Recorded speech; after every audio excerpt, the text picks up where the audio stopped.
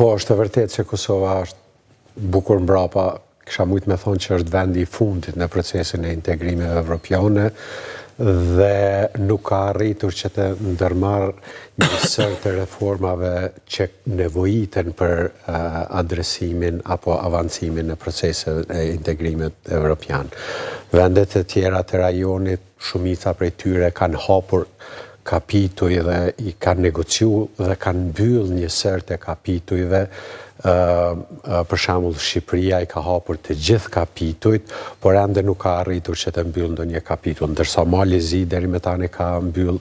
më së 7 kapituj. Në rastin e Shqipërisë, një nga elementet kyçe që është arritur të bëhet në sektorin e drejtësisë, kanë qenë reformat e arritura përkundër një polarizimi të madh politik që ekziston në Shqipëri. Këto reforma janë miratuar me një konsenzus të gjerë politik. Kosova është veç shumë mbrapa vendeve të rajonit, përkundër faktit që Kosova ndoshta ka fillu me një hap më të vonshëm nga vendet tjera të rajonit, por edhe ka dhe kritere shtesë të cilat potencialisht nuk i kanë vendet e rajonit. Për shembull, Kosova ka dhe dialogun si barë që ngarkon në procesin e integrimeve evropiane. Po kjo nuk do të thotë që Kosova nuk mund të bëj apo nuk ka mundur të bëj më shumë në zbatimin e kritereve që kërkohen nga kapitulli 23 edhe 24.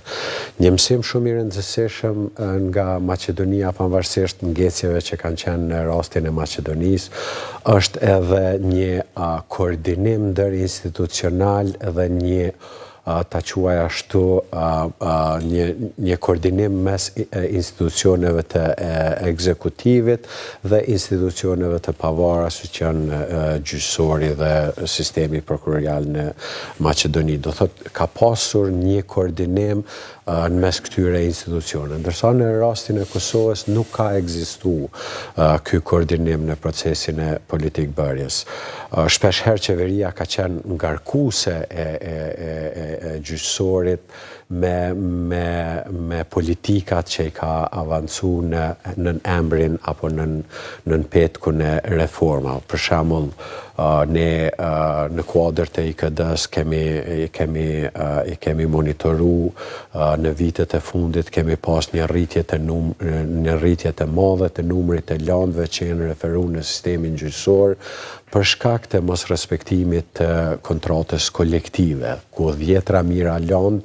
që kanë qenë barë sistemit gjyqësor dhe sistemi gjyqësor nuk ka mundur të adresoj reforma tjera të cilat do të kishin avancu procesin e integrimeve evropiane. Çka është më e keqja, edhe tani një sistem i tillë apo një proces i tillë është duke ndodhur pasi që para disa ditësh u miratua në parim ligji për ndarjet buxhetore për vitin 2026, ku nuk merret për bazë vendimi i gjykatës kushtetuese për njohjen e përvojës së punës të 10 mijëra zyrtarëve publik. Dhe kjo në parim e hap derën që 10 mijëra zyrtar publik prap të adresohen tek gjykata që të nxjerrin të drejtat e tyre, që prap se prap do të mbigarkonte sistemin gjyqësor, që në vete ngërthen ngarkesa humane, shpenzime, shtesë si të buxhetit ashtu edhe të qytetarëve. Pra, nga vendet e rajonit një gjë që mund të mësohet në parim është vullneti politik, që duhet të ketë një vullnet të gjerë politik për reformat që ndërlidhen me integrimet evropiane. Duhet të ketë koordinim institucional në mes ekzekutivit, legislativit dhe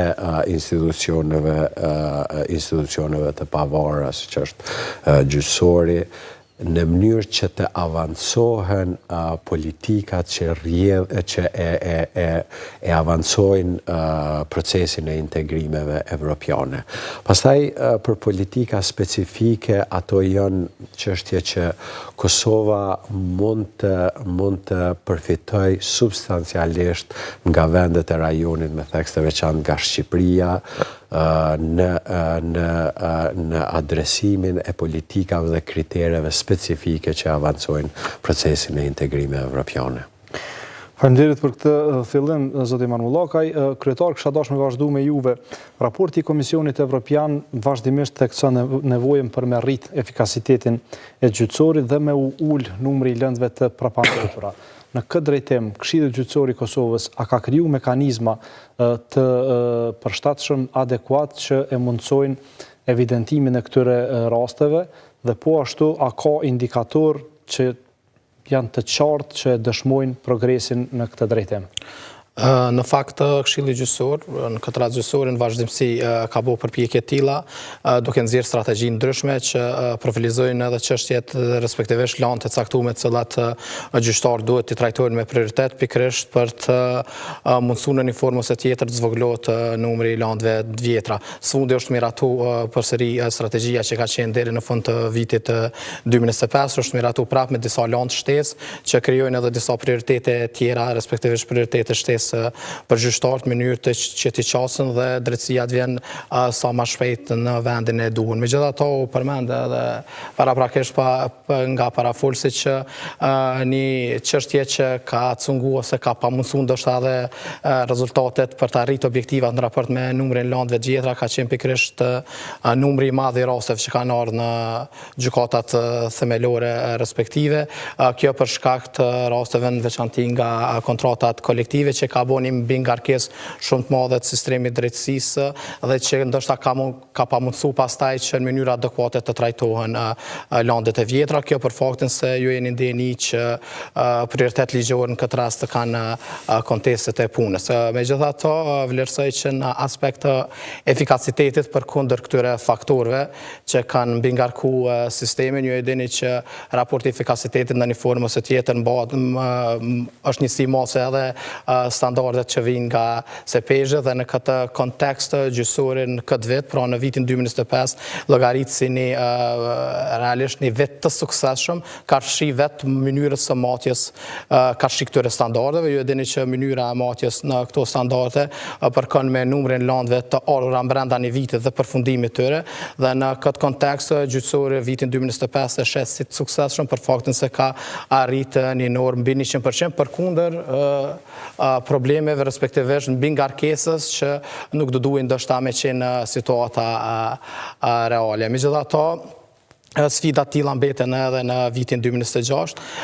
në zbatimin në veçanti të strategjive. Një strategji e rëndësishme që përkon edhe me kërkesat nga kapitulli 23 ka të bëjë pikërisht me landet e korrupsionit të krimit të organizuar. Ju e dini që kuadër sistemi drejtësisë është gjykata themelore në Prishtinë, departamenti special që numrin më të madh të rasteve të krimit të organizuar dhe të korrupsionit trajton, dhe gjykata e apelit po ashtu